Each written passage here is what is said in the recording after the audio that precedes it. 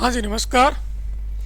हम लोग बात कर रहे थे सामान्य हिंदी की आरएएस मुख्य परीक्षा और एपीओ मेंस एंड एमपीपीसीएस मुख्य परीक्षा के लिए। और इस कड़ी में हमने सबसे पहले बात की थी संस्कृतिकरण की, उसके बाद में पलवन के भाव विस्तार की, और उसके बाद में आपकी जो पत्र लेखन के 4 फॉर्मेट है आरएएस मुख्य परीक्षा के अलग अलग: सामान्य कार्यालय पत्र, कार्यालय आदेश, अशासकीय पत्र, अनुस्मारक पत्र। और उसके बाद में हमने बात की थी जो प्रारूप लेखन की, और उसमें सबसे हमने बात की अधिसूचना। और उसके बाद आज हम लोग बात कर रहे हैं निविदा लेखन की। और इस वीडियो में हम जानने की कोशिश करेंगे कि आपकी निविदा क्या है और निविदा लिखते समय किन किन बातों का ध्यान रखना चाहिए, निविदा कौन जारी करता है, क्यों जारी करता है, और इन सारे जो सवाल है इनके अपन स्टेप बाय स्टेप आंसर जानने की जो कोशिश है वो करेंगे। ठीक है। इससे पहले यदि आप अभी तक नए हैं हमारे यूट्यूब चैनल पर, तो ये सारे वीडियोज जो लेखन भाग के हमारे यूट्यूब चैनल पर उपलब्ध हैं, कृपया वहाँ जाएं और इसे आराम से वीडियो देखें और अपने एग्ज़ाम की जो तैयारी को धार दें। ठीक है। साथ ही यदि आप अभ्यास करना चाहते हैं तो सामान्य हिंदी की जो अभ्यास पुस्तिका है वो हमारे एप्लीकेशन पर उपलब्ध है, जिसमें प्रत्येक जो टॉपिक के 10 से 15 जो अभ्यास प्रश्न है वो आपको उपलब्ध है, जो करवा दिए गए हैं। ठीक है। आज हम बात करेंगे सबसे पहले जो निविदा क्या है, या फिर निविदा को कौन जारी करता है, निविदा जारी करने की आवश्यकता है वो क्यों पड़ती है, साथ ही निविदा लिखते समय हमें किन बातों का ध्यान रखना चाहिए। तो जानेंगे निविदा क्या है। तो निविदा किसी सरकारी एवं गैर सरकारी प्रतिष्ठान या संस्थान द्वारा सामान की आपूर्ति, उसके निर्माण कार्य या फिर उसकी मरम्मत आदि कार्य करने के लिए कार्य कर सकने वाले जो संगठन है या व्यक्ति है या संस्थान है, उनको सूचना प्रदान करने के लिए समाचार पत्रों में है इनसे संबंधित जो आमंत्रण प्रकाशित किया जाता है उसे निविदा कहते हैं। सामान्यतः जब हम न्यूज़पेपर पढ़ते हैं तो उस समय न्यूज़पेपर में आपको देखने को मिलता है कि जो निविदा है वो आपको देखने को मिलती है। ठीक है। हमेशा आप देखोगे कि 2-4 जो निविदा है वो देखने को मिलेगी। इसमें क्या होता है, किसी सरकारी या गैर सरकारी जो भी संस्थान है उनमें कोई सामान की आपूर्ति है या फिर निर्माण कार्य है या उसकी जो मरम्मत का कार्य है, उसके लिए जो निविदा सूचना है वो आमंत्रित की जाती है। ठीक है। हम मोटे मोटे रूप में इसको इस प्रकार जान सकते हैं। फिर बात आती है कि सर निविदा लिखते समय किन बातों का ध्यान रखना चाहिए, या निविदा लिखने का जो आधिकारिक फॉर्मेट है वो क्या है। तो आइए हम इसको one by one step by step इसको लिखना कैसे चाहिए और लिखते समय किन बातों का ध्यान रखना चाहिए जानते हैं। सबसे पहले जब हम प्रारूप लिखते हैं तो उसमें नंबर 1 पर पेज के मध्य में नाम आएगा सरकार का। किसका? सरकार का नाम आएगा।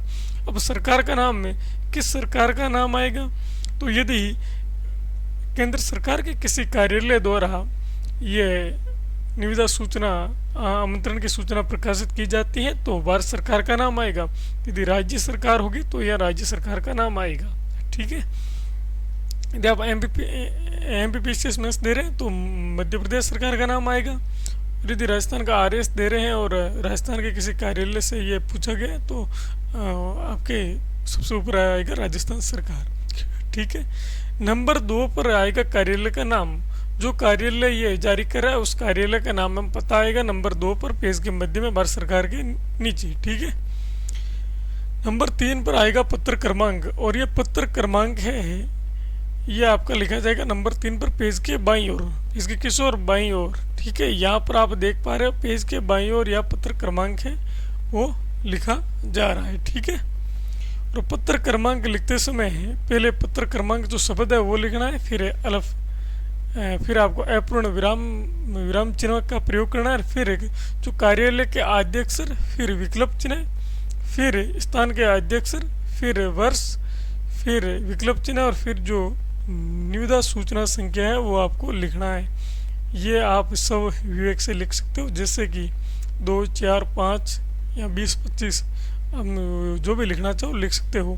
नंबर 4 पर जिस लाइन में आपने पत्र क्रमांक लिखा है उसी लाइन के जो दाहिनी ओर आपको दिनांक लिखना है। ये आपको दिनांक शब्द लिखना है, फिर पूर्ण विराम चिन्ह लगाना है और फिर आपको लिखना है इस प्रकार से, जैसे 1 जून 2025 या आपको इस प्रकार से लिखना है। यदि आप इस प्रकार से लिखते हैं 1/2025 या इस प्रकार से लिखते हैं 1/2025, तो ये दोनों ही लिखने का जो तरीका है ये गलत होगा।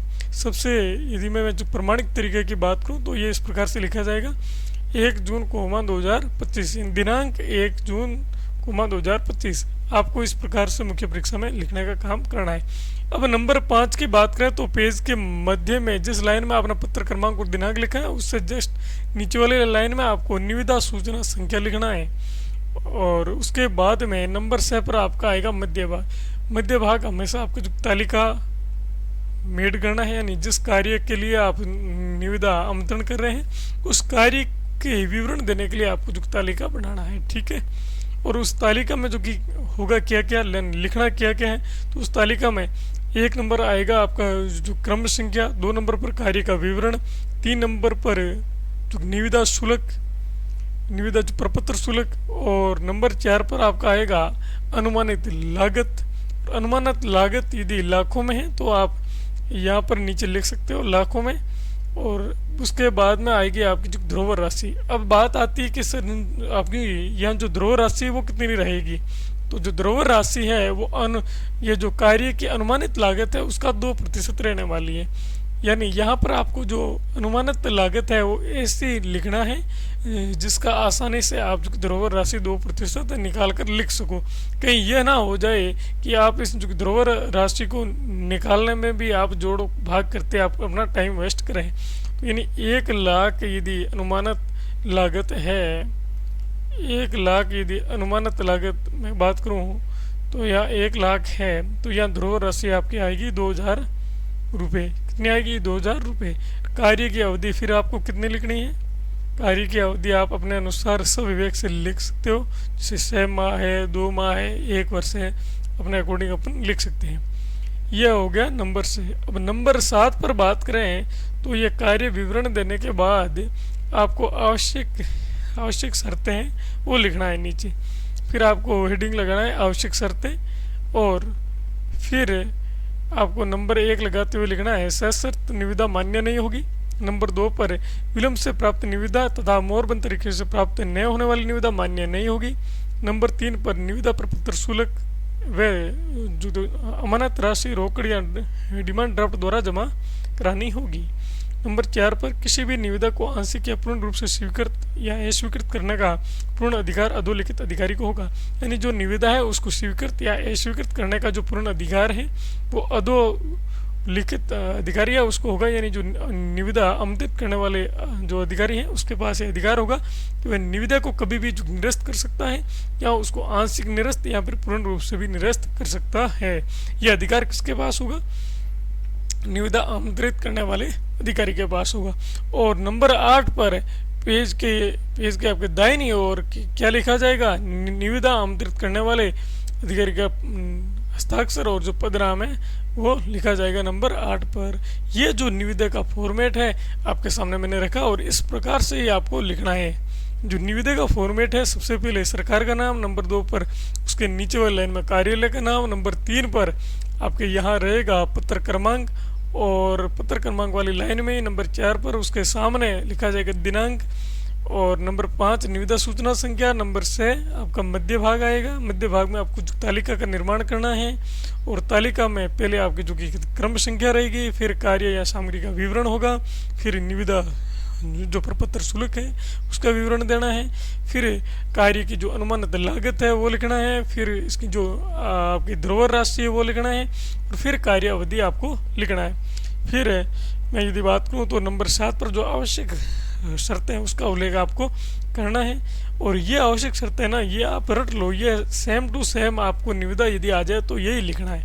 ये जो चारों लाइनें हैं ये आपको याद कर लो, यानी ये आवश्यक शर्तों वाला कॉलम है, इसको आप याद कर लें, ठीक है। ये हुबहू ऐसे ही आएगा, ठीक है ना। और नंबर 8 पर हमने बात कर ली निविदा आमंत्रित करने वाले अधिकारी के हस्ताक्षर और पदनाम पेज के दाहिनी ओर किया जाएगा। ठीक है ना। और मैं बात करूं तो इसमें एग्ज़ाम में सवाल आपके जो किस प्रकार का पूछा गया है, तो आप यहाँ देख पा रहे हो कि RAS 2021 में मुख्य परीक्षा 2021 की जो हुई थी उसमें आपके निविदा से जो प्रश्न है वो पूछने का काम हुआ था। और ये प्रश्न आपके जो 10 अंक का रहा था।